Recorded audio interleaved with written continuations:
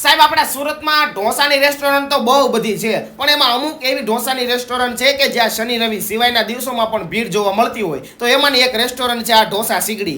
આ રેસ્ટોરન્ટ એમના test, quality અને નવી નવી આઇટમના નામથી ઓળખાય છે. અને શનિ રવિમાં તો પબ્લિકનું વેઇટિંગ હોય જ છે, પણ આડા દિવસે પણ તમે જો આજે ગુરુવાર છે છતાં અહીંયા એટલું પબ્લિક ઢોસાની મોજ માણે છે. અમે ભાઈ છે ને ઢોસા ખાવા આવ્યા છે ઢોસા સગડીમાં, પણ ટેસ્ટ વાઇઝ એટલું મસ્ત છે ને, તો તમારે બધાને આવવું જોઈએ એકવાર. ભાઈ એક નંબર વસ્તુ છે, ટેસ્ટમાં તમને બહુ જ ગ્રેટ ફીલ થશે અને તમને એવું લાગશે કે ઢોસા હકીકતમાં શું હોય ને, તો એકવાર અહીંયા આવો. બધાને લઈને આવી ગયા લાગો, હેતલ કુમાર ને બધાને લઈને. હા, બધાયને લઈને મજા આવી ને ટૂંકમાં? બહુ મજા આવી. મિત્રો આવી જજો ઢોસા સીગડીમાં. આજે તો ઢોસા સીગડીમાં મારા મિત્ર મળી ગયા ભાઈ, હેતલ કુમાર સાવલિયા. આમ જોઈ જો અમારે બાટડાના જમાય છે. ઓ ભાઈ, અને કેમ લાગ્યા તમને ઢોસા? ઈ કયો પેલા.